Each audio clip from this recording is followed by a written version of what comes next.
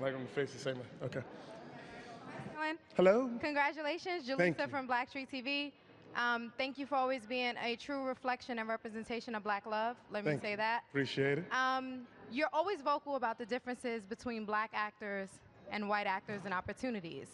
So apologies in advance for this loaded question, but I do think it needs to be addressed. Go for it. Are you aware of the disparities between the opportunities given to Black journalists in comparison to our white counterparts? And do you think there's any plan in Hollywood to make sure that the media room starts to reflect the diversity that we're beginning to see in the industry?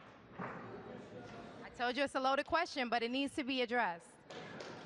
Just taking a look around the room, like, you got a point. It's a lot of white people. You know what? I'd never paid attention. And shame on me for not having done so. But maybe this conversation is the beginning of something taking place, you know? It is, you get that conversation when you're a young person, you gotta work twice as hard to get just as far. And that, you know, I don't know if that holds true exactly or whatnot, but it's something that's been etched, burned into my mind, you know, to be able to receive similar opportunities. The latitude for mistakes is less. If we had President number 44 talking about grabbing people by the vagina, I don't think he'd still be working, you know, he wouldn't last 8 years. So it is representation, diversity, making sure that everyone's voice can be heard is important. So thank you for bringing it up to me. I'm sorry I hadn't paid attention. Sure. Hi, Sterling Beck here, Maureen from Hi, Entertainment Maureen. Weekly. Congratulations. Thank you. I wanted to ask, you have received so much awards love for this role, and you are always so gracious about thanking the rest of your cast. So what does it mean to you to get this award tonight, as well as receive the Ensemble Award? This was awesome. Excuse me, I've lost my voice. I had a cold that was going around, and then I was in Vegas for work. But my cast has been so generous in celebrating me and this wonderful journey that I've been on, that tonight we get a chance to celebrate each other. We get a chance to celebrate together. This is the dream.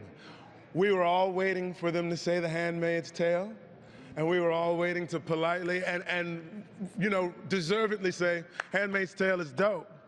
But when they called our network television drama, you know, don't know, none of these other shows look like ours. Like the fact that we get a chance to come and we won? This is a very special night. I told my cast, this is like a top 5 special night in terms of these awards. It's so nice to be able to do it with your family. Yeah. Is it Hi, congratulations. Hi. Thank you. Regarding the Time's Up conversation also, do you think male actors can do more to support women in terms of you know, safety at work and about pay disparity? Oh, good questions. Okay, first question first. Yeah, you can hear me down here? Okay, just feels. For me, it has been a wonderful opportunity to take stock of the fact that I actually have privilege, and that I have male privilege. And recognizing that things that I take a lot of things for granted. I remember when my wife and I would go home. We lived in New York. We went to grad school at NYU. And we would be up late for rehearsal. And I say, well, I'm going to take the subway home. And she's like, I ain't going to take the subway home. It's 12 o'clock. Why am I going to jump on the subway? I was like, the subway's perfectly safe. What are you talking about?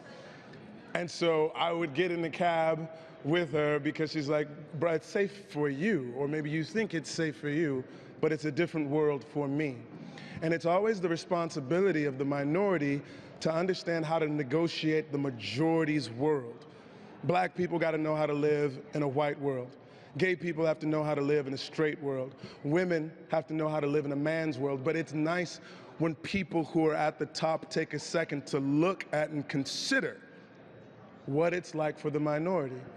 And what the Time's Up movement has been about for me is just really taking stock of the fact that there are certain things that I have not registered, and I can be more conscientious. And hopefully it's registered with other men in a similar way, that things that are funny to you may not be funny to everyone. And that there is a responsibility that we have to make sure that our work environment is comfortable for all. Because it's not always about maliciousness and nastiness. Sometimes it's just about downright thoughtlessness. And we can all stand to be a bit more thoughtful.